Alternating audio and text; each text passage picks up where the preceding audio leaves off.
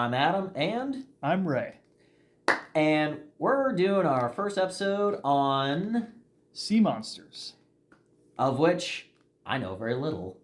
And I didn't know much, but then I did several hours of research, and oh boy, I feel like I learned a lot. Some of these were pretty crazy. Oh my god, I cannot wait there's one of these I literally cannot wait to tell you about. It's going to be insane. But yeah. I've seen Ray excited about some things, but dude's got like this super happy face. So one little disclaimer that I want to give ahead of time is now I don't know any of the names of these because I intentionally told Ray not to tell me, and apparently they have very complex names. And unfortunately, I am neither a native Japanese nor a native Bahamian nor a native Peruvian speaker, so I also expect that I will probably mispronounce at least half of these. So, point being, we apologize in advance if these creatures are close to your heart and we don't know. So, at this point, take it away, Ray. All right.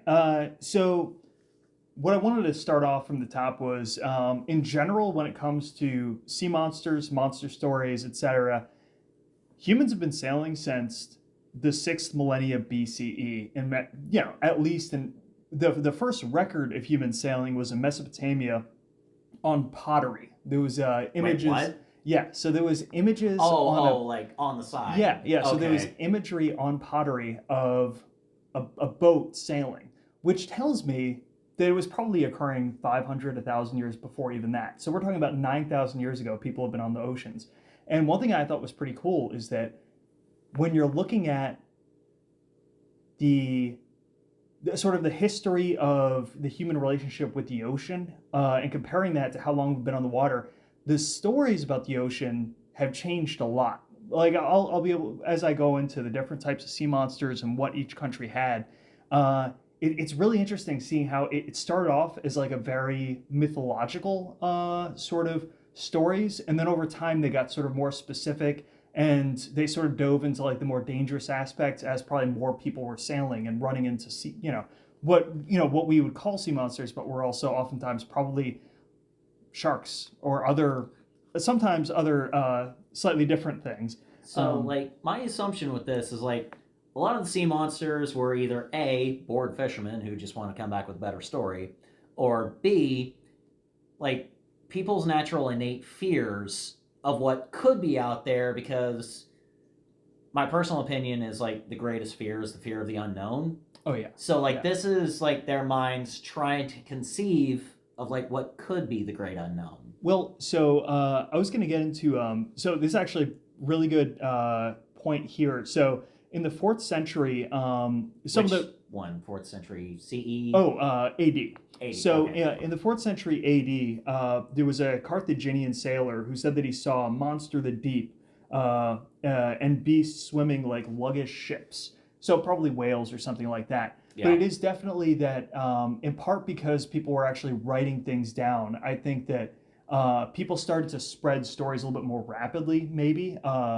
It actually did help stories in general to travel because, if you went by foot, then it'll be months later. But if you went by sea, it's maybe a week, 2. Yeah, no, 100%. And even, so we know that, when the Phoenicians were sailing, they went to Ireland, all the way up to Ireland, but literature wasn't, and also survivable versions of text. Computers didn't exist. So if you were writing down, it was probably very expensive at the time to write down on pottery what you saw. They're not going to fill up a sailor's accounts on there. Well, most stories back then were passed orally because most people couldn't write. Yeah. Or at least that's my understanding. Yeah. And also, I was going to tone in as well. So when I noticed that with a number of these stories, it also seems like it was definitely, a lot of them were based on fear, like you mentioned, fear of the unknown. But also you think about a lot of ships probably never made it back. So I think that one of the places that some of the stories come from is if there was a shipwreck or something like that, people would, naturally they would try to come up with reasons why it occurred to tell people, oh, it wasn't because they were bad sailors. It was because there's a sea monster. It's one of those things, because the last thing you want to say, oh, they probably didn't know how to handle the waves. But Yeah. but yeah.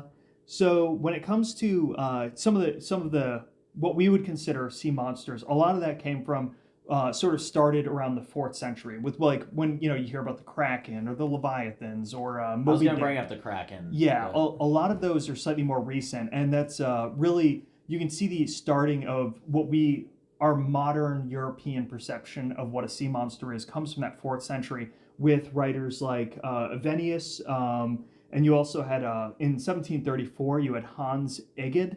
Or Egede. He was a Danish Norwegian, and I'm not sure how to pronounce the name Egede as a Norwegian. But so he wrote of giant creatures that were as long as as tall as a crow's mast, with small heads, with wrinkly sides, and it swam with fins. And things like that they were probably talking about giant squids or creatures like that. But that's really whenever we see or hear about sea monsters, we usually see depictions of the Kraken. You have multiple squiggly arms wrapping up a ship. And you hear, or you read stories about ships being dragged down.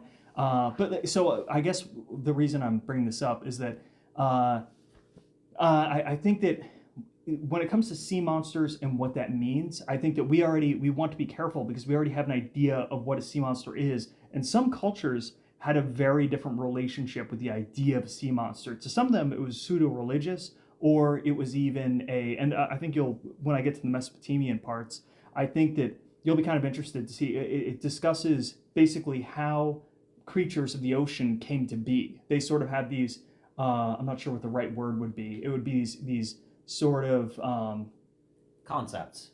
Yeah, but it's also like imaginary, like I'm trying to think about the word for the beginning of a form of life. There's like a proper word for it. birth. Nah, it's or sort of like an origin story for life. Yeah, and it's really it's sort of, again, it's interesting because I think that when you think of sea monsters more broadly, it also it sort of broadens the conversation into one that's, for some cultures it was pseudo spiritual. But yeah, on that note, I was going to say as well, and this is just sort of a fun thing that I found out while I was reading about it. A lot of people think that there's been more strange monsters sighted than there probably have. Just again, cutting back into what Europeans may have seen on the shore that made this modern Kraken story come up. But actually, when whale carcasses decompose, the blubber detaches from the body, and it actually forms gelatinous, weird masses around the body that harden due to collagen, and they look hairy. So as a whale's body decomposes, it sort of creates a weird shape. So by the time it hits the shore, and that's also one of the reasons, especially as the camera came about, you'll all of a sudden have this crazy rush of stories about a giant squid was found off the coast of Japan. Mm-hmm. Yeah, but actually a lot of the time that was a whale's carcass that had become deformed due to blubber detachment. And I just thought that was really neat. I didn't know any of that. Yeah. So I knew about the blown up whale thing in Oregon, but that's a different story altogether. Yeah, exactly. So it's possible also that a lot of the more modern stories about sea monsters were actually related to decomposing whale carcasses, just because they're so massive. But that definitely does. Yeah. So I'm going to segue over from that, which is sort of like our modern concept, to some very ancient.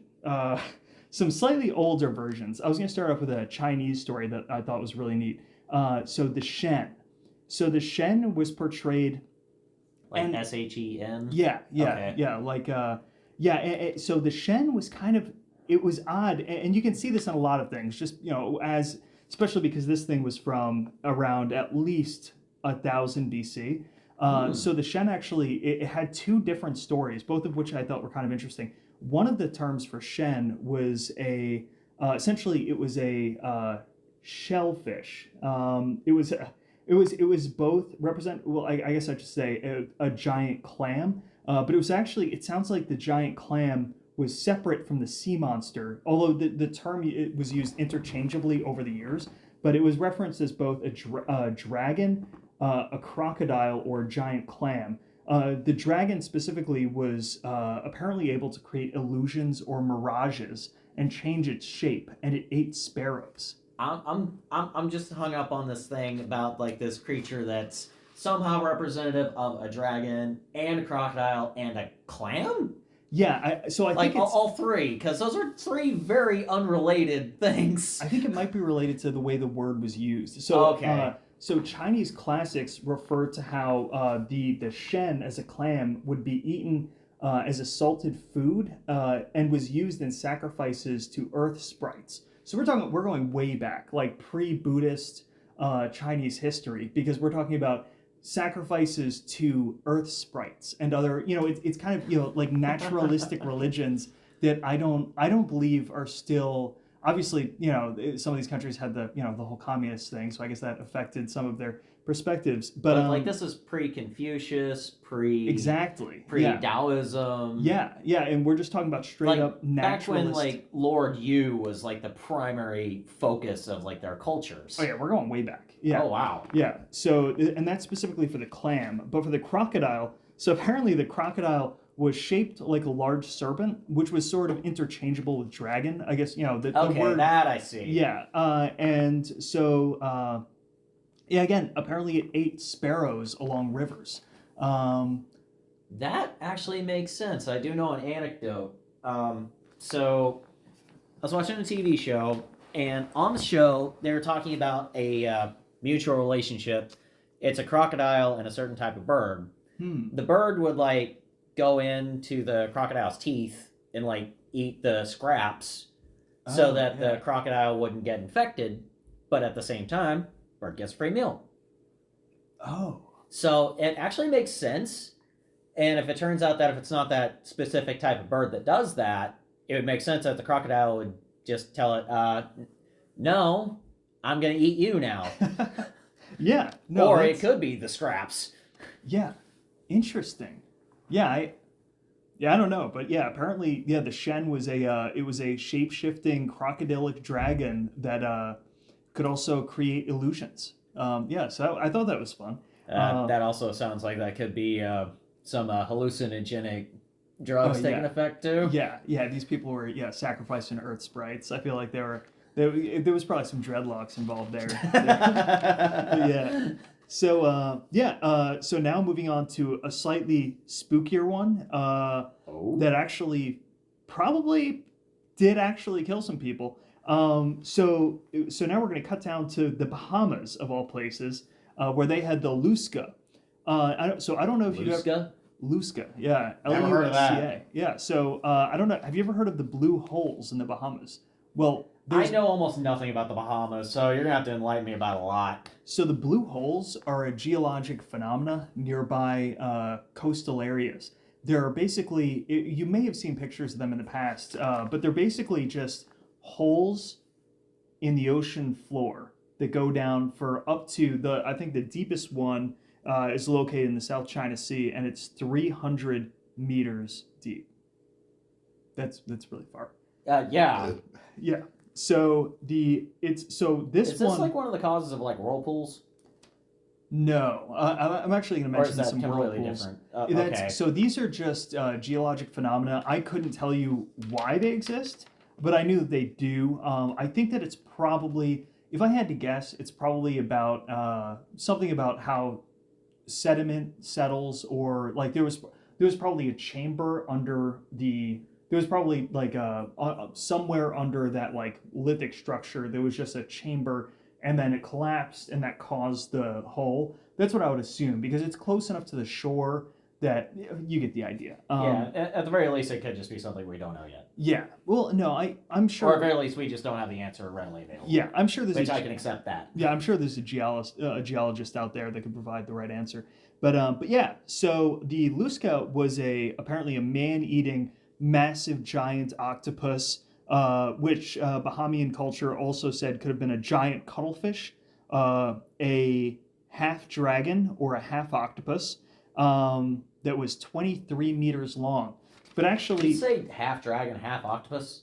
Yeah, it's kind of scary. Yeah, that's horrifying. Yeah, but so there was actually I want to say it was in the 90s, but there was actually a segment done on the blue holes and some of that mythology. And what it sounds like is that actually probably was a large octopus or something, and it could have been that swimmers were Like they went too deep. Yeah, or and possibly were killed by octopi, and that's what caused that sort of that legend to come up. Because especially when you think about these blue holes are pretty close to the shore, so if somebody was on the Bahamas swimming, I could see that you would want to explore a blue hole. You know what I mean? If I was like, it's terrifying, but yeah, Well, like a lot of their culture would be revolving around fishing, so it makes sense that they try to go deeper so that they could get more better different fish. types of fish. Yeah, And also, octopus is also a very dangerous animal. A oh lot of yeah, people don't know that. It's yeah. actually a very, very dangerous animal. They It's not might like seem hippopotamus, but it is dangerous. yes, yeah. You definitely don't want to get in a tangle with one. But I mean, normally when you're scuba diving, you don't have to worry too much about them. They kind of just play around. But If you're scuba diving, they tell you the limits. that's true. This instance, they didn't have that. That's true. Yeah, yeah. No, that's a good point. So yeah. So now I'm going to roll into some of the more mythological aspects, and I think this is where some of it's going to get kind of trippy. And so I'm going to start off with the Mahara. So from Indian and Hindu mythology, the Mahara was a half terrestrial, half aquatic animal that was considered the guardian of gateways. Like, Yeah. what type of gateways are we talking here? Just like anything, or Yeah, more specifically for this one, I think they're talking about sort of the ocean. It was like a sort of proto-religious, because we're going back probably. I don't have a timeline for it because it's thinking about Indian culture. We're probably going back to about 1500 BC or something, if I had to go off the top of my head. But Okay. yeah, so it's very, and also the Hindu religion is very, very old. The Bhagavad Gita is one of the oldest pieces of religious text. so yeah, we're talking like 1,000 years before Alexander the Great. Yeah, yeah. So And, these are like, old stories. So yeah, this is like when Hinduism was being influenced by like the Persian Empire, since that happened to be right there. Yeah, Yeah. this is mostly so I can like contextualize the time frame, what's going on in the world at the time. Yeah. And you're saying like gateway to probably the oceans, right? Yeah, yeah. And So especially if you're thinking about like swimming or something, because obviously if you're living on the coast, you're swimming. And I'm sure there's a point, especially, I don't know what the exact cutoff is, but I know that as you go offshore, usually there's a dramatic cutoff gradually from the shoreline. So I imagine sort of there's a certain point when you're swimming and you can just see the seabed fall off. And I feel like if you saw that and you were religious, you'd probably have this idea that there is a other world down there. And I see the So- Mahara as sort of one of the guardians of that gateway. Yeah. So is it also possible that it could be like possible like times whenever like the tide comes in or when the natural Oh yeah. melting of the glaciers from the Himalayas comes down and like floods the river valley, so that would like cause the coast to not necessarily be as accessible, so it'd be like that kind of gateway. Is that possible? Or Yeah. is this just me speculating? I think it was more metaphysical. I think it was the Okay. idea of the ocean as a plane, and that Okay. it's like the if Mahara isn't cool with you, your boat's gonna sink, or you're not gonna that's the feeling that I got about it. But it is like specifically the ocean, not like the rivers like the Ganges or the Indus or that type of thing. I think it was more ocean. The reason I do is so there's a guy John Boardman who's a classical archaeologist. He believed that and this is one of those things where I feel like John probably had a good point, but he said that he believed that Mahara came from Greek mythology or the Kelos. And from this, I wasn't going to go too deeply into the Kelos because it's a sort of vague idea, but that was just the Greek term for sea monsters or monstrous So- oceanic things. So that would be more along the lines of like when Alexander invaded, like They they brought brought- that culture with them. Yeah, Okay. yeah, but I think the But thing it's is, also more speculative. Than yeah. this. Okay. So the thing is, I really feel like they probably already had a Mahara, and I feel like because I oftentimes when I hear, because also Indian culture was so much older than Greek culture, that I feel like some I could dig more into John Boardman sometime, but I really feel like there's a good chance that the concept of a gateway guardian is very old for Indian culture, and I feel like it probably came Well, about. That's pretty old for most cultures, but that does make sense since that's one of the earlier developed ones. Yeah, exactly. Well, But the developed. idea that might have, I could see what might have happened is because they had a ton. I'm definitely not a scholar on the Bhagavad Gita, but I know that they already had many preset gods for each, and they weren't even. It was a lot more philosophical than gods, but they already had sort of like regions of the world built out with different leaders and different, there was different heavens. This is like the origins of like the caste system, right? Yeah, yeah, and I think that well, I think the caste system came a little bit later. That was actually, but like this would be like what inspired it more or less, or yeah. It's sort of the Bhagavad Gita. So if you ever wanted to read it, I understand that it's like a wall. When you're looking at all the Indian religious texts, if you had a bookshelf that covered an entire wall, that would be their religious literature.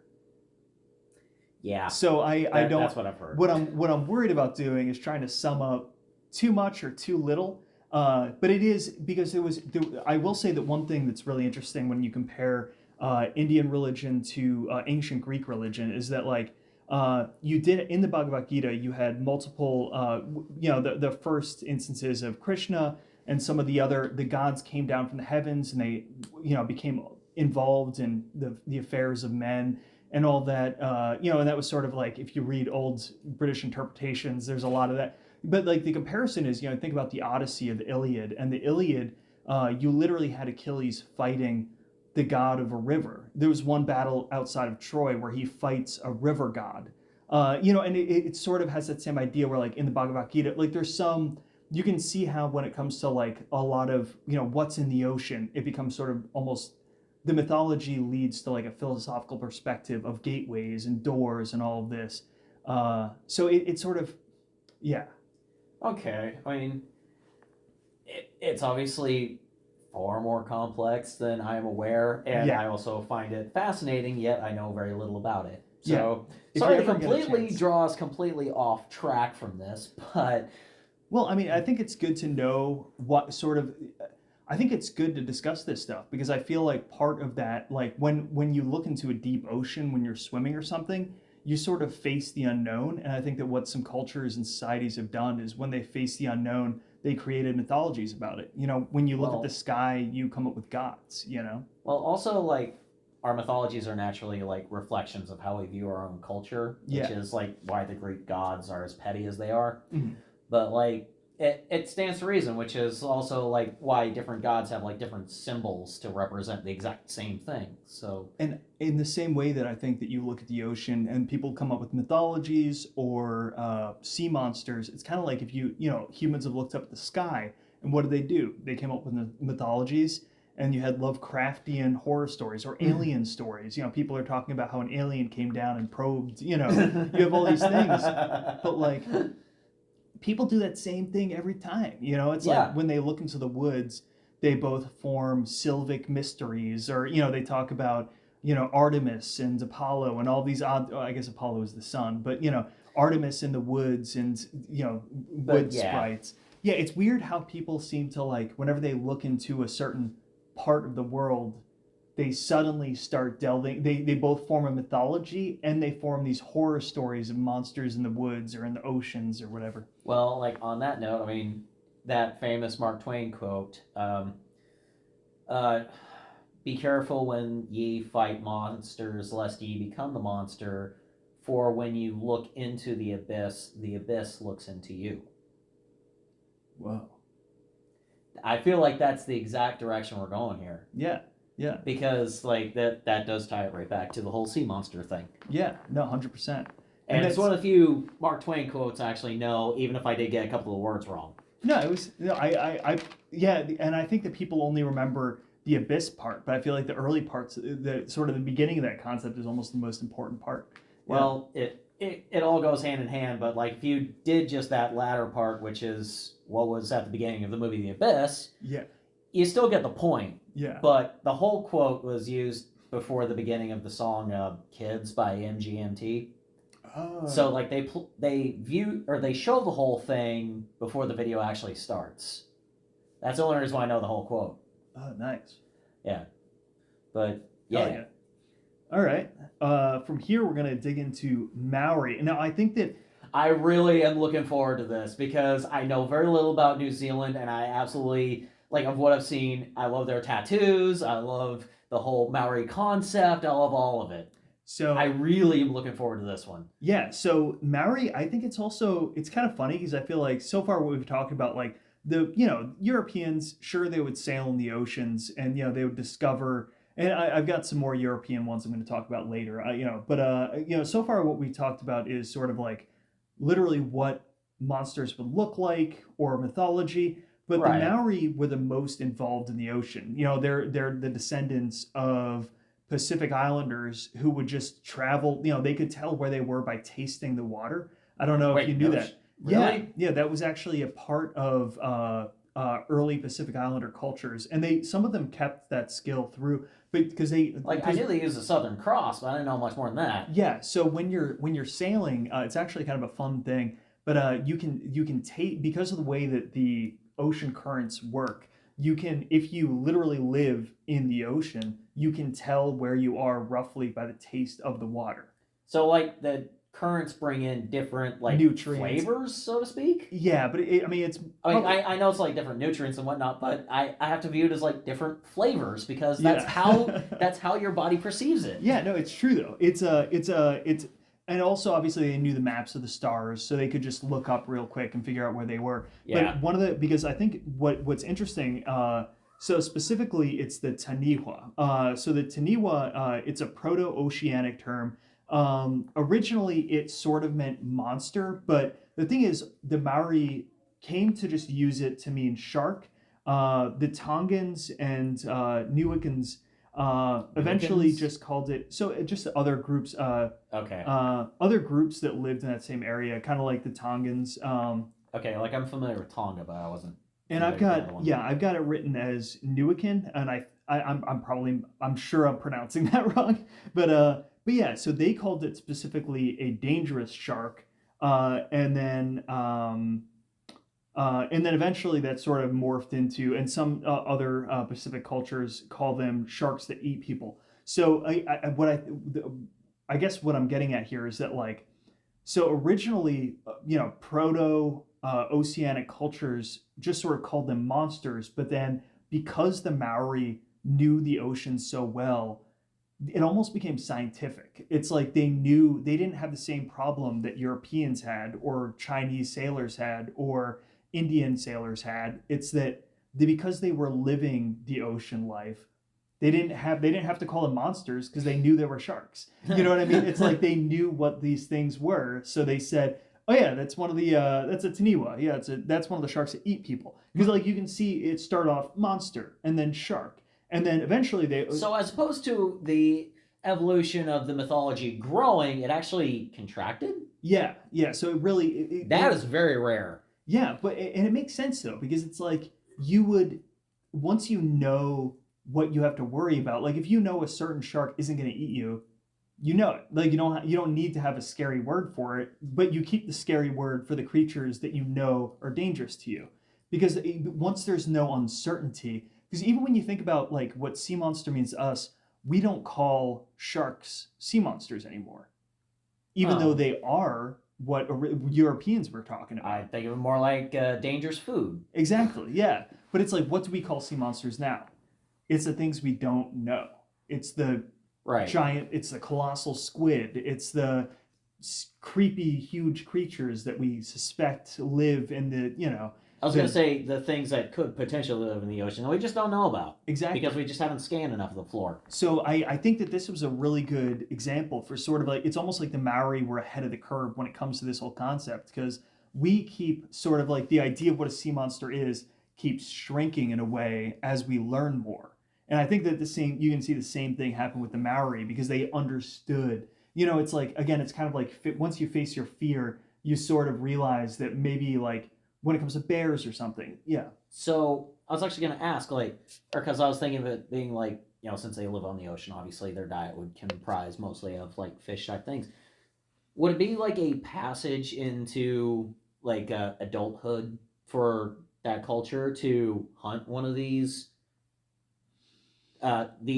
sharks that eat people, or just to be I able to don't hunt one of these sharks?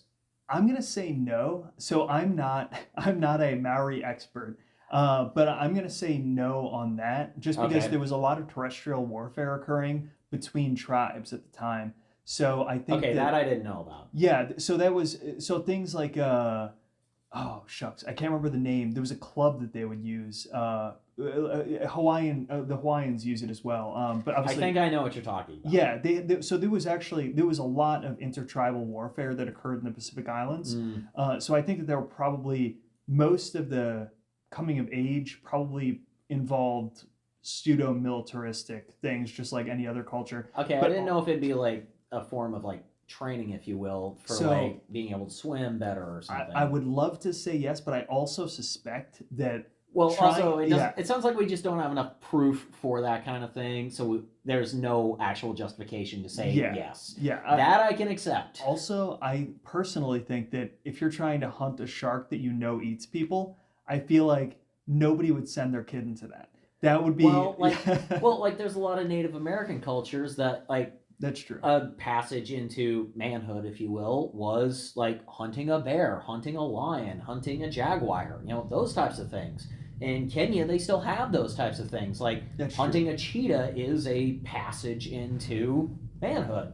No, that Like makes in sense. the Yeah. in the like not like in the cities like Nairobi, but like in the outer parts of the country, that is still a thing. That's where I'm getting that concept from.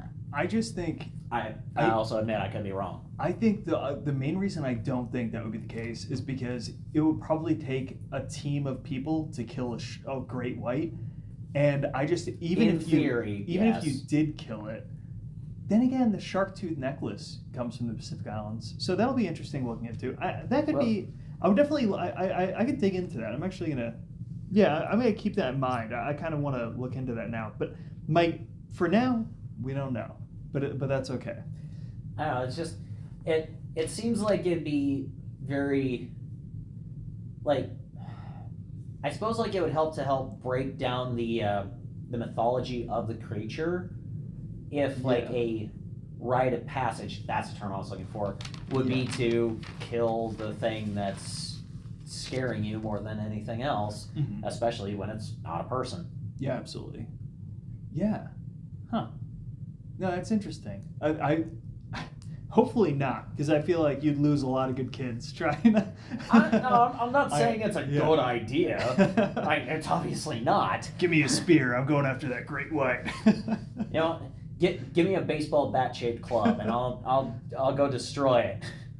The single most efficient hunter in the world. Time for a slightly evolved monkey to go jump in there. Oh man. Yeah. No, that's But yeah, no, that's really interesting. Now we're gonna go back into the philosophical here. Oh shit! Mesopotamia, 6,000 BC. Some people. So would this be like on the Euphrates and Tigris, or would this be like going into the Gulf? So this is Because going. like I know that the Mesopotamia like River Valley was Yeah, between those two. that's what we're talking about. Yeah. Okay, I was yeah. wanting to make sure that I was wanting clarification like on the location. And sorry to interrupt. No, it's cool. So this is we're also pushing more Mediterranean here, I think, because it's so. Initially, I would go with the rivers. So initially, and the creature's name is Tiamat, and it's the same name in Akkadian. I have heard of the Tiamat. Yeah. I think this also carries over into Egyptian mythology as well. Yeah, well, yeah, we're talking when we get when you're talking Mesopotamia, you're talking about the OG human civilizations. That we're aware of, yes. Yeah. I mean, yeah, there was probably some forms of human civilization before that, but it's when it comes to what you can prove, that's really where you run into that issue. But initially, Tiamat was considered a creator goddess, as well as a symbol of chaos, which I think is kind of fun. That's pretty rad. Yeah. But then, naturally, over time, that evolved into a sort of sea serpent, dragon, or dragoness. Yeah. And so the legend came. Eventually, it came to mean that Tiamat was the sort of the mother of dragons, sea serpents, scorpion men, merfolk, and according to the I'm gonna mess this one up real bad. The Enuma Elish, essentially old tablets from around 3000 BC. I've heard of the Enuma Elish. So what I should have said earlier is the sea serpents, dragons, dragonesses, all of that about Tiamat being a mother of these sort of monsters. That's where that comes from. These old tablets that were discovered, essentially, so the tablets were dated around 3000 BC. But it looks, so you can sort of see that originally in 6000 BC, Tiamat, the story was that Tiamat was a mother goddess. And then eventually over time, you can see in 3000 years, it morphed into more of like a horror monster kind of thing, where she was birthing dragons and merfolk. So she started more or less benevolent and then got exactly. progressively more into madness. Yeah, and that's just how I descent into madness, I should say. I guess you can see that with a lot of religions, though, right? How it's like, it's like a lot of the older sort of proto religions. It's like it starts off very vague and sort of. So they built their mythology later as the years went on. Exactly. Okay. Yeah, they sort of added details because maybe at some point the mother goddess got separated into another category with a new name. So I can definitely see how the philosophy goes into this as well, because you can see the evolution of the philosophy of Mesopotamia. Yeah, 100%. And that region definitely had a lot of there was a lot going on. I also feel like, to say the least. Yeah. Once you had who was it? What was the group that destroyed everything? The Sea People. Oh no. I'm thinking of the fall of the Bronze Age. Oh yeah. But also in the Mesopotamian, they were like the Babylonians. The inventors of I think it was just before the Babylonians. The inventors of the Iron Age. Like the Akkadians, the Hittites? Assyrians are what I was thinking of. So the very last one I was going to guess. Yeah. But I mean, so I guess also you see that it's almost like, things were pretty chill in Mesopotamia comparatively. First civilization, they're building up, there's a mother goddess, there's stories. And then as human society developed, is one word to use for it, but also became slightly more combative, all of a sudden you have these things about, merfolk and scorpion men and monsters, and it's like you sort of see how as there's more warfare, it's also like people became more, I don't want to say harsh or more violent, but it's like they, their environment was harsher because you had the Assyrians rolling through and just destroying things. But well, in invading force is naturally going to change your perceptions because you're having to respond to that rather than organically have that kind of thing happen. Yeah, although I think the Assyrians were, I was just mentioning that maybe 6000 BC might have been more peaceful than 3000 BC is sort of what I'm getting at there, because I know there's probably some very astute historic listeners who might know that the Assyrians were a little bit after that period, but you get the idea. The philosophy of what I'm saying is things were definitely becoming slightly less peaceful than perhaps the first civilization might have faced. It was also right around that time that was the fall of the Bronze Age. Mm-hmm. Or that might have actually been a couple thousand years later, honestly, but it almost feels like, or I think because we know very little of that time frame, like we kind of mold those couple thousand years together. Yeah, and I expect... And with the fall of the Bronze Age, only ancient Egypt survived. All those different civilizations we just mentioned, they died out. Like, they did not recover. Yep. So, yeah, that allowed Egypt to thrive as well as it did because it was the only one that survived. Yeah. And survive they did. And so, to bring it back full circle, how did this mythology here survive as well? Apart from just that one scribe. Pottery, mostly. I'm kidding. Well, it was a mixture of pottery, walls. I mean, many of the texts were recovered, and that sort of So we know more about that now than we probably did in the 1600s because it was such a concerted effort in the 1800s to try to. Well, archaeology became a thing really in the 1800s. So during that time, archaeology became a thing, but also it was more about like proving Christianity and proving like the Abrahamic religions. So it makes sense that they would have gone out there at that time. Yeah. Because that was like the second and third Great Awakenings, Yeah. which allowed like that kind of funding to happen. Yeah. So it makes sense that they found that information at that same time. Mhm. This is one of those things I do know about. Hell yeah. Yeah. So now I want to talk about my favorite sea monster story of them all. There's going to be more stuff coming up after, but oh boy. The Omi Bozu. The what? The Omi Bozu. So now we're What getting is the Omi Bozu? So now we're getting into Japanese folklore. Oh, So hell yeah. the Omi Bozu was a paranormal or yokai sea priest.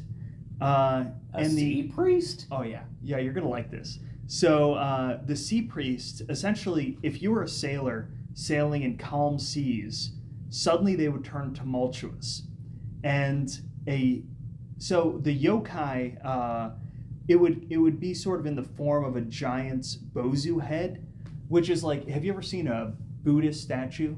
Yeah. Yeah, it's sort of like that, but basically a ghostly bozu head would rise from the ocean and demand a bucket or barrel. I think there was also barrels in there.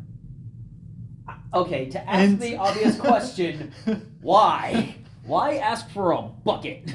So I don't know. I dug as much. So I think that it was generally just a ghost story kind of thing. But what was weird about it was that it would basically demand buckets or barrels, and then after being given the bucket or barrel, it would drown the sailors. So it also, I feel like there's no survivorship bias here too, because you have a ghost head just drowning anybody that gives it what it wants. So I don't really know how they would know that it gave back what it wanted. But you can have like a witness from like the coast or something, but that's true. But the legend goes that the only way to survive the Omi Bozu was to give a bottomless barrel, because so what? Just like you'd just take a out hole? you'd take out the bottom of the barrel and you'd hand it to the Omi Bozu, and apparently that confused it, and in its confusion it would let you sail away while it was trying to figure out what it was looking at. So it was just an elaborate distraction. But the reason I love this story is because as I was reading this, it really reminded me of like, again, I feel like we've talked about this in the past, but I don't think you watch Rick and Morty. I don't. So it reminds me of that Rick and Morty episode where there's a bunch of giant floating alien heads that show up on the Earth, and they demand people like play music or something. Anyway, the moral of the story is basically a bunch of giant heads show up. Show me what you got. And it really, just this giant head shows up in front of your boat and goes, give me a barrel. And if you do give a barrel, you die. If you don't give a barrel, you die. Your only option is to give a bottomless barrel. And I don't understand. You know they stole it from this. They stole it from this. No, I never heard of this before, and I don't understand, like, all the other legends, all of the other, like, sea monster stories. It's like, okay, yeah, that was a whale. Okay, yeah, I mean... Or at the very least, it could be a parable designed to teach a lesson. A lesson, yeah. What is the point of this? I'm just looking at this. This is just ridiculous. I love it. Yeah, a ghost head shows up at your boat, the sea priest. But what I think is, it is kind of funny, though, too, because I feel like maybe that's why the Mongols all failed at landing on the Japanese shores. Like, imagine an Omi Bozu showed up at the head of the Mongol fleet. Because, I mean, the legend goes both times. Maybe the Japanese knew the trick. You got to throw the bottomless barrel and, like... Whereas everyone else was landlocked, so they couldn't do that. Yeah, they didn't know. Yeah, the Mongolians just didn't know the barrel trick, so their fleets... Yeah, maybe that's Japan's keeping that close to the chest, and maybe that's the real secret for why they didn't get invaded. But so I think that this is a good time for us to take a break. Yeah, absolutely. Because we just ended on one that is just absolutely bodacious. So we're gonna take a quick break, and we will return after this little doohickey. Hell yeah. Welcome back. We were having ourselves a little bit of a break. We just learned about the Omi Bozu. And we are, which I gotta admit, that was very fun and definitely not something I've ever even thought about, let alone heard of. And we are moving on to. So this one's going to be kind of a 2-for-1 special. Oh, really? Yeah, so here we've got, so there's both Peruvian and Greek. So the Yakumama and the Scylla. Some of you are probably familiar with from the Odyssey, written by Homer. Essentially, it was a giant serpent or a monster that sucks things in. So it's like a massive whirlpool. And the origins are probably from, well, I guess the Yakumama, it would be harder to figure out when that story came from. But Right. for Homer's Odyssey, that one, it's in text. You can pull up the book if you ever want to read the Odyssey. But It's essentially, also probably like the origins of why whirlpools exist. exactly. So what the reason I was going to bring it up is that basically this is one of your classic stories where, yeah, sure, they say giant serpent, but really it was an attempt to explain a physical phenomena that occurs, which is just a whirlpool. And that's usually because if there's a channelized current, it's kind of like you actually get some channelized currents in places like New York City Harbor. There's a place called I think it's not Hell's Neck. It might be Devil's Neck or something like that. But essentially, if you're ever sailing or using a boat and trying to get into New York City Harbor, there's certain times of the day that because of the way that water channelizes through the New York City Harbor, you literally have to use a good engine boat, or you're not going to be able to make it into the harbor at certain times of the day. And if you're looking at any nautical or navigational charts, it'll tell you the best times to sail in. But yeah, essentially, it's a really common thing if you're sailing to be used to different currents, different times of the day. But yeah, in certain events, because of the way that a channel scoots around, you end up getting a whirlpool. And if you don't know about it, or if you were one of the first sailors in your culture, then you might accidentally find yourself in a whirlpool. And if you're using a sailboat, you ain't gonna make it out of that one well. Yeah. So Or you get thrown off to the side, in which case you'll live to tell the tale, but your boat won't. Yeah, and you'll always, and then when you go back to town, you'll probably tell a tale about how you barely escaped the Yakumama or the Scylla because it was right there. Although, I believe Scylla and Charybdis was that was the chapter in the Odyssey. But yeah, it's I think that those sort of everything that I'm going to talk about from here on is really. For the second half, or for the last part of this podcast, it's sort of going to be about things that are probably real. And I want to start with that because that is literally just a description of a real event that sort of went down in history as a sea monster. But I think that it's kind of interesting to think about how, and even a lot of, if you were to ask the normal person today, if they were in a whirlpool, they would think there was something weird about it. They'd be like, oh my gosh, because it's a huge, crazy thing. You have a channeling water that swirls. Seems to come out of nowhere. Yeah. So I think it's really neat. So that was essentially whirlpool monsters. And from there, we're going to go back to Europe. It's a mix. You've got... Did you discuss the Yakumami specifically? Because we discussed the Odyssey. Yeah, so the Yakumama, it was the exact same story. The Peruvians and the Greeks have the exact same story for whirlpools.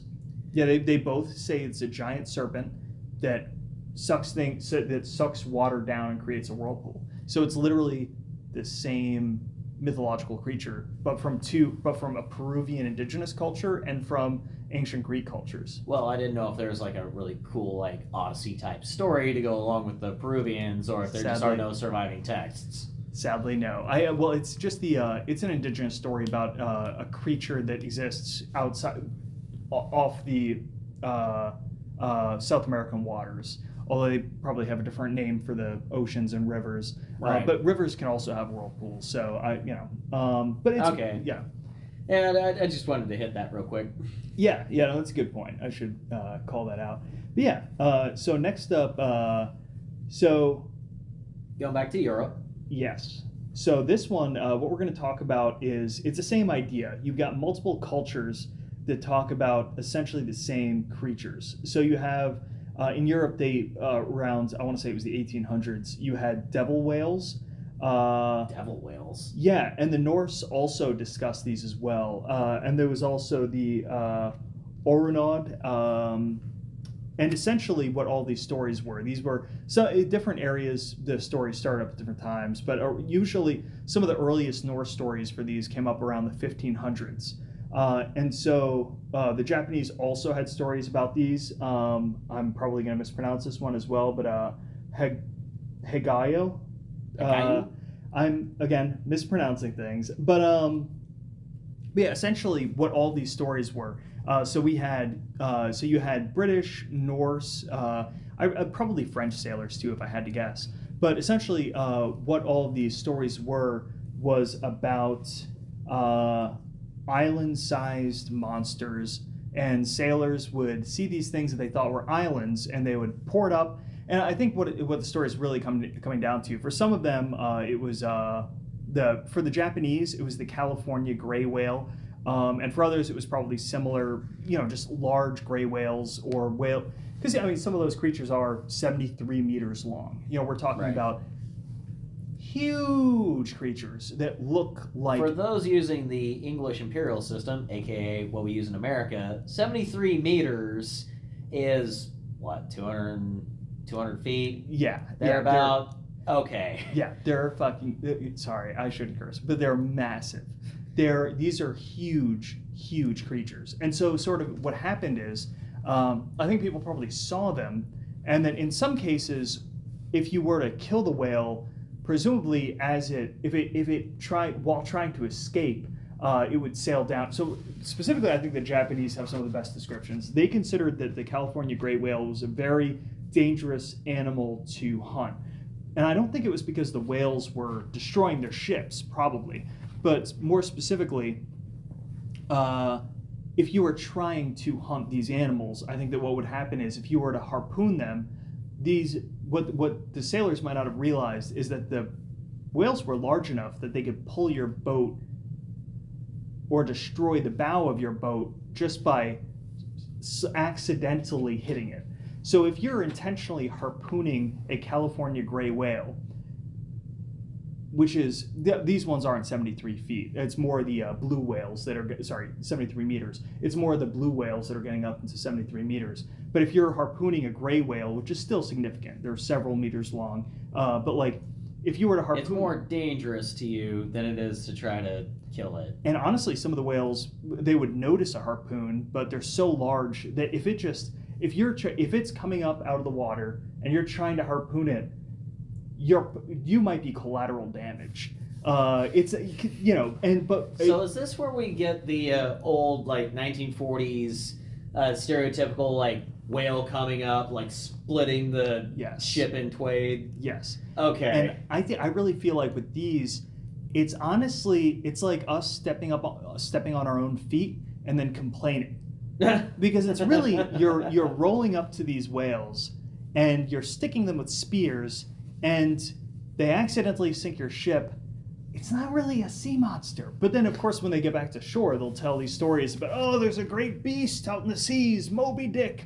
He be tearing down these boats, because obviously it's an amazing novel, and it does an excellent job of capturing what the life of these sailors, even going back to the 1500s, would have been. It was the whole point is don't do that. Yeah, it was difficult. It was isolated. You're sailing out for months at a time to try to get a couple of carcasses. You're trying your best to hunt these whales, but again, the whales don't hate you. It's that you're sticking a bunch of harpoons into an animal that is up to 20 times the size of your boat. And and you may or may not accidentally have a bad time. But I just wanted to call out. Not gonna have a good time.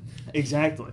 Yeah, and they're just I just wanted to capture the fact that these are creatures that, going back to the 1500s, you have several different cultures which talk about island-sized creatures that would drag sailors down to the depths. And I think that, sure, that counts as a sea monster, but I also feel like in that case, we're definitely being the monsters in that one. It's I don't really. We're getting what comes to us in that regard. Yeah.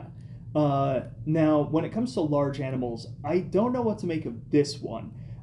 So speaking of whales, moving on to Scotland.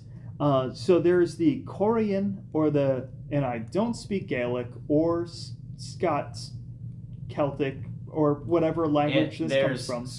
There's Scots Gaelic, and there's Gaelic. There's also Pictish. Those are the main languages. I digress. Go on. No, thank you. But yeah, so Carine Croin. Carine Cloy. Sure. So this was a beast that, according to Scottish folklore, it could eat up to 7 whales at a go. Basically, huge. Let me back up there. It's a creature that can eat 7 whales in one go. Oh yeah, that's what the Scots called it. Yeah, I know that sounds pretty crazy, but here's where it gets fun. Okay, I just wanted to clarify that I wasn't going crazy. That's what I heard. Yeah. Okay. So what I like about this, though, is they say that after eating the 7 whales, if it was being itself hunted, it could turn into small silver fish, and when sailors came up to it and tried to capture it, if you captured one of the fish or this small fish or something, it would turn back into Carine Groin after you'd caught it, and your ship would be submerged. It was one of those weird sailor stories. Yeah, I think this is almost more just a piece of fun folklore, but at the same time... I'm convinced that's what that is, but that is still fun anyway. Yeah, imagine you're a sailor and you have this fear in the back of your head that, yeah, great, I caught a bass, I think. Hopefully it's not going to turn into a giant sea monster on a ship. But yeah, I think that was... I also think it's interesting how you have multiple stories where there's sort of this thing about illusion or mirages. It sort of reminded me of that Chinese story with the the sea dragon that can sort of change shapes and look like different creatures. I thought that was kind of fun. So from here, I guess the last thing I wanted to hit upon was sort of like the modern sort of now that we know more about the ocean as a species, sort of whether or not we think monsters could have been real, and then what sort of a lot of these stories came from, and maybe why we don't see sea monsters as much. So, I mean... Well, it also seems like some of these, at the very least, are based on the whale. Yeah. There are a couple that at least allude to the squid or the octopus, and we've pretty much established that, but some of them, it sounds more like are just an amalgamation of people's imaginations. Oh yeah, absolutely. At least that's my understanding thus far, but please continue. Yeah, so I mean, I think we just discussed it earlier, but in a sense, I think that the idea of what a sea monster was, it also encompassed sharks. It also encompassed, if you saw an oarfish, that would be scary. They're totally peaceful and benign creatures, but an oarfish is a huge, weird-looking thing. I'm not a huge fan of the oarfish in person, but I think that when you look at it as were the creatures real that they might have been looking at? Of course, I think that some of them are more fantastical than others, and I certainly hope the Omibozu isn't real. But I think that, again, when it comes to sharks, when you think about what a shark is, sea monsters are real. It's just that we don't call them that. We give them a new name. Yeah, but I also, we have the technology to defeat them. Exactly. And we don't have to wonder if we're going to live. Yeah, 100%. And I think that, but I think that it's interesting to think about the fact that, like, it's not like they made up sharks. You know what I mean? Sharks really are perfected predators that over the course of hundreds of millions of years became the best at what they do. And I think that, when you had the Maori, I think that was sort of a good example of what, how humans have sort of related to all of these leviathans, which is eventually, as we got better scuba diving equipment and as we got more, better ship equipment, we got to a point where we realized that blue whales or whatever else, no matter, even though they're multiple school buses long, they're these huge creatures, they're pretty chill.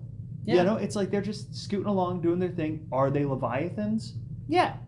Yeah, I mean, they're huge. They're in a sense, yes. Yeah, but they are they scary? Not really. I mean, if you accidentally swam into the mouth of a baleen whale, You would die. it's not going to be ideal. Yeah, you're not. Jonah did not survive. No. Although I think I have heard a story of a scuba diver that did get stuck in a whale's mouth and did survive. So I think that. Well, he probably ended up like underneath the tongue or something. Yeah, but yeah. He didn't go down the throat. You would not. There's too much evidence to support that. You go down that throat, you're dead. Yeah. That is, you do not want to be in that situation. I also love, and this is a separate one, and I'll get to sort of the deep sea in a moment. But one of my favorite things about all oceanic stories is that sperm whales are like the anti-Leviathan. They swim down to the deep seas intentionally to hunt giant squid. Wait, really? Yes, sperm whales aggressively hunt giant. They swim to the deep seas, and some of the sperm whale bodies that came on shore after they, presumably lived to old age and died, they'll be covered and pockmarked with so essentially squid tentacles have sort of a rigid substructure, and they cut into things, especially the huge, when you're talking about colossal squid or giant squid, they're like plate-sized toothy mouths, essentially, that sort of cut into things. They're not. Right. It's not a suction cup. It is much worse than that. But sperm whales, you'll be able to see a long series of those because they swim down and they eat these. Yeah. Well, it makes sense because sperm whales are not small mammals, and they need a lot of food in order to be able to survive. Yeah. It takes a lot of energy to carry that kind of weight around, so it stands to reason that they would need something like squids to eat, because those are probably the one things big enough, and schools of fish aren't necessarily prevalent enough to be able to sustain them. Yeah. At least not long term. Yeah, no, although I think that they could probably eat fish. They can only eat fish for so long, because eventually the fish are going to wisen up enough to disperse. Yeah. In which case, it's just counterintuitive. No, it's true. It's true. And I also think that, honestly, it might be in the same way that humans wanted to go out and hunt whales and do all that, or in some cases hunt sharks. I think that, so one thing that's kind of funny is I think sperm whales have brains that are a similar size to human brains. Which is just weird on its own. I like to imagine that they know what they're doing. That they know that they are swimming into the unknown. Even to them, it is dark depths, and they like to swim down, and they like to find the best fight and duke it out with this squid in the deep seas, and with nothing else living for goodness knows how far, and they're just down there right now in some dark depth, fighting for their life in a sort of like, what was the name of that movie with the Jean-Claude Van Damme? Bloodsport. Bloodsport. It's like Bloodsport, but in the deep seas. So, I'm glad you brought that up because that just made me think of the killer whale, how they have different emotions that we don't have because of that, but at the same time, their brains are similar size as ours as well, right?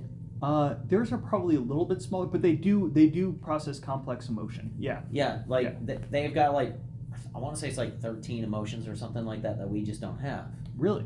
Yeah, they have more emotions than we do. Whoa. They have, because we can only conceive of our own, but they've got other emotions as well. So whenever you bring that up with the whales, it makes sense that they would at least have some kind of idea of like a form of consciousness, if you will. Yeah. Because that's kind of what you're describing. So maybe they've got the same thing too.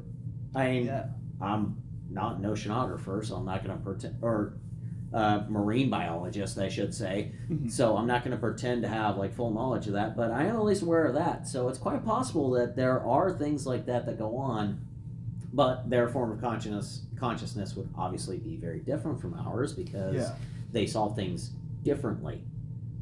Yeah, very different problem set when you're fighting a giant squid. Well, also they have no use for math equations. Yeah. Although, if only they did. If only there was some killer whale or sperm whale mathematician just chilling out there. But yeah, so I guess the last thing I wanted to discuss was deep sea gigantism and sort of like where some of these stories came from. Because again, I mentioned that Engid, that Danish explorer earlier on, right, or Elgid, I think it was. Well, I know who you're talking about. Yeah, but so the guy that was talking about it was probably a giant squid or a colossal squid or something. Because he identified the fins on the creature. But I think it's interesting when you dig into sort of deep sea gigantism and the fact that I think that's where the last modern sea monsters really lie, because obviously we can explore the ocean on a surface level to great detail, but when it comes to the deep sea, that's still where most people, when they think monsters, they think about they think about the lanternfish, and again, the giant and colossal squids are the ones people love to talk about. But there's also, you've got giant isopods, giant amphipods, giant oarfish, deep sea stingrays, again, colossal squid, giant squid, and then the giant warty squid, which is that's a fun name. What is that? Similar to a giant squid, but okay, more warty. I'm kidding. No, at least it's not just a clever name. It's actually slightly smaller, but it's just another form of squid. But really, I guess the reason I listed all those off is just that there are, when you get into that I want to say pelagic depths. I'm probably, again, not a marine biologist. I just sailed a lot when I was younger. But I believe it is the pelagic below. But that's when you're really getting into just the way the nutrients are, the way that it's wild to me that there's still, because sort of when it came to proto reptilian species, you had dinosaurs, you had the brontosaurs, you had all those, you had massive land creatures, and gigantism was no longer, after the oxygen ratios changed on the surface, and resources changed, and you had much more competition by smaller creatures. So species sort of shrank down that didn't really occur in the ocean, and you still have a lot of gigantic species. I think it's really interesting that it's sort of like a lot of explorers probably saw that, but I also wonder how much that's because humans sort of killed off anything that was near the shore. It's like maybe if in the 1700s or 1800s they were seeing squid on the surface, I wonder how much human activity and human hunting drove gigantic species. Kind of like Australia used to have several large species, and we just ate them all. The dodo is another good example, but it was a large, gigantic bird that we just consumed to oblivion. Well, the dodo is consumed because of its feathers, not so much for its meat. That's fair. And plus, the Australians lost the emu war. That's true. Yeah, that's true. The most vicious, the only gigantic species that that has actually defeated humans was the emu. Yeah, that's a good one. But no, I really think it's interesting. Oh God, the emu! I can't believe it. Now I'm thinking about it. Those things are terrifying, man. We'll edit that out. Yeah. Those are scary. Yeah. Those are scary. But yeah, I really just I think there's something to be said about how not only have we sort of learned more about the ocean, but we also probably changed the oceanic, especially coastally, we probably changed ocean species a lot ourselves, and I think that's kind of interesting to take into consideration. I think we've changed like certain parts of oceanic species, though. Not like with global warming and like the great coral reefs starting to deteriorate. Because of it, that does directly affect ocean life, not just like near Australia, but globally. Yeah. So there is that, but I think that there's still a lot that we haven't affected, if for no other reason than just there's so much of the ocean we have never seen. We haven't Hmm. I think it's like 80 to 90% of the ocean floor we still haven't mapped yet. Yeah. Like, we think we know what's there, but we could be very wrong. Yeah. And who knows? Maybe there's some of those blue holes, but way, way, way down. Yeah. Way down. Yeah. Yeah, not just the Marianas Trench either, but like Hawaii or something. Like, whoa. Yeah, it's pretty wild. But yeah, so that's everything that I had. Yeah, hopefully you learned some stuff. What did you think about this? I loved it. Like, that is definitely stuff I was not anticipating. I was not expecting that Indian doohickey with like the Guardians of the Ocean. Yeah. Like Gateway Guardians. Gateway Guardians. That's right. Yeah. That was definitely not what I was expecting at all. I was expecting stuff from Japan. Oh, I was absolutely expecting that. I was expecting a little bit more from China. But Oh yeah. Well, they had more. I just what I didn't want to do is I didn't want to go into every single. I think no, that's fair. Yeah, I know where you're going with that. Yeah, I sort of tried to pick things that I thought were fun or were good examples of different sort of like different examples of what sea monsters were from different cultures. No, that makes sense. I mean, obviously you couldn't do too much with the Norse because everyone knows about the Kraken. Yeah, exactly. Now, Yeah. what most people don't know is that the Kraken is Norse, not Greek.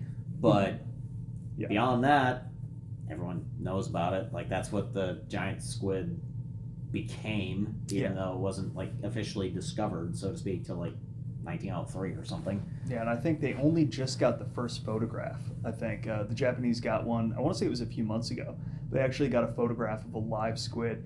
And what was cool about that though was they expected that it was just going to be like loitering and just wandering the ocean.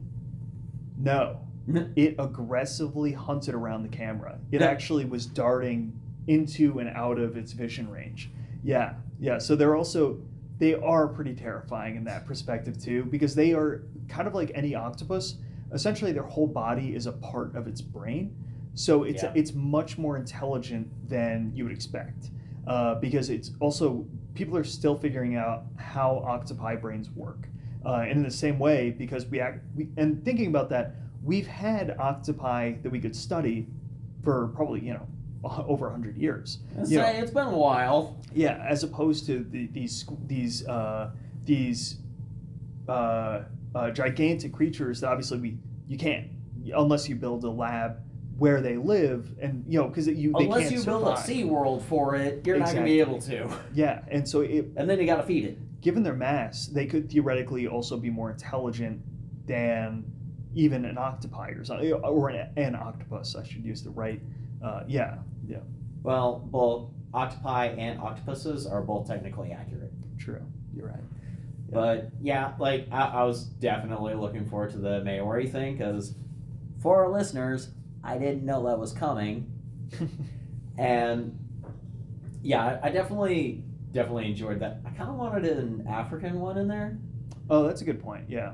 Now I liked that there was one South American in there because it almost feels like the Inca, which I'm pretty sure is what the Peruvian one was based on. Like that seems to be the one, like true like native South American tribe that we've heard of, but no one ever really talks about. Yeah. And as far as like Native Americans, like from that part of the world, we talk about the Aztecs. Then we go visit Mayan ruins. Yeah. And it's like, unless you've heard of Machu Picchu, you've never even thought about the Inca. So I really liked that. I kind of wanted something from like Nigeria or South Africa or something. But also, that's like an after kind of thing. But like, I still like that it wasn't just like Eurocentric. I really liked the fact that you did try to do more of a global aspect of this. Like, I really liked that. Yeah. And plus, I know very little about sea monsters in general, so this was very enlightening. I think what might have happened was I think I started off with a number of I tried to mix it up. I tried to look at indigenous subcultures, but maybe because I used the word indigenous in part of my searching, it tended towards I probably should have used continents instead of keywords for some of the searches. But yeah, no, I could definitely if we do a second part, because I think there's so much more you could do with this.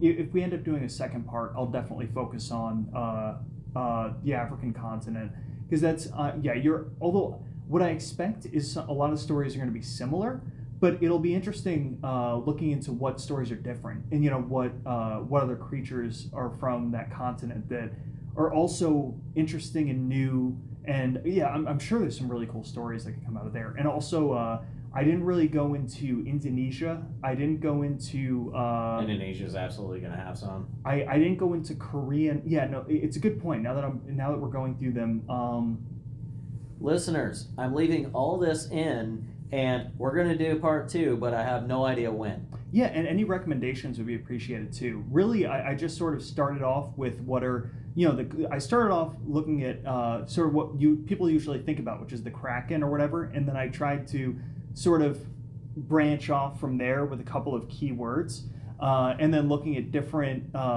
interesting stories. But again, it can be difficult to find the right keywords for some searches. So I'd appreciate any other recommendations for regions, continents, or different types of creatures if people are interested in a specific type of creature or something like that. Okay. So I think that actually wraps it up very well right there, with like the research being brought right up to the forefront. Yeah. That way it's not like you just Wikipedia. No, Ray did not just Wikipedia this. So yeah, like I think that's a good place to wrap this up. A lot of it definitely was Wikipedia though, but I definitely used other sources. Let's say you focused far more on several other sources as well. You didn't just Wikipedia it. Oh yeah. So I think at this point we can go ahead and wrap it up. I'm Adam, and I'm Ray. And till next time. Bye.